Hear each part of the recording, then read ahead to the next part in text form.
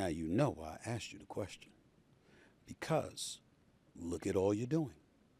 Look at what your objective is. Who wouldn't want to support that?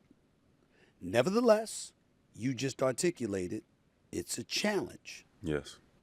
Could it be that it's a challenge because of what you stand on and how principled you are, and you're not somebody that, dare we say, is going to play the game that corporate America might want you to play? You ever thought about that? I hate the term "play the game." I know. What A lot of us do. It's 2024. Right. Like, it's a different game Okay. than it was in 1985. Okay.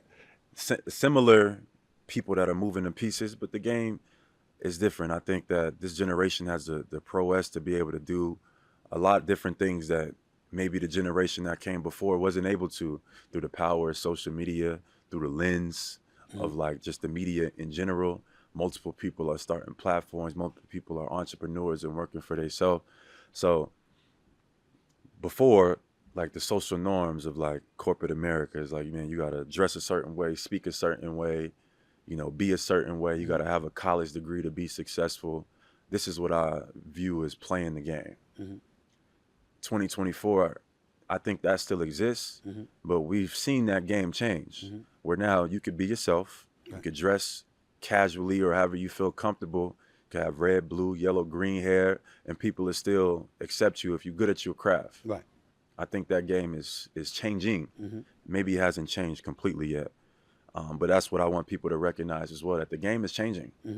It is not the same, and it's our responsibility that the next 20 to 50 years looks different than it looks right now. I'll play devil's advocate with you. You started off this interview interviewing me, asking me questions, right? And we were talking about me in this industry. Let me tell you what the dilemma that I have, and you tell me how you feel about it. I don't want to dress in a damn suit every day. I like my suits. I really do. I like to dress sharp, But I don't feel like dressing like that every day.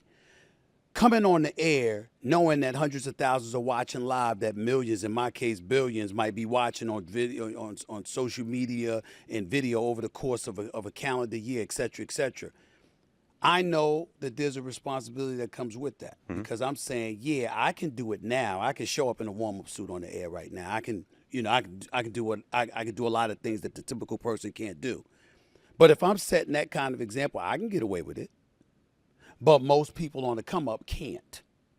And so I have a responsibility to allow them to see what, quote unquote, the words we hate, the game that has to be played. You're trying to show them that. You are somebody that's averse to that kind of thinking. I guess what I'm asking is, with all that you're accomplishing, I'm not talking about you just as an individual, as a player, but with what you're doing in the community and the help that you need from those outside to help you, do you feel compelled at all to capitulate in any way to serve the greater good? Do I? Yes. No. But no, I hear what you're saying, and I understand it. Like I said, the game hasn't completely changed, and people have to do what needs to be done. And there's nothing but respecting that. But I feel like I'm in a position where I don't have to do that. And just through my influence and through who I am, that I could represent and create a paradigm shift as well for athletes to think differently, to understand their value in a different way. And if not, from an athlete perspective, even expand it to society as well. But what I represent and what I speak for is the next generation of athletes.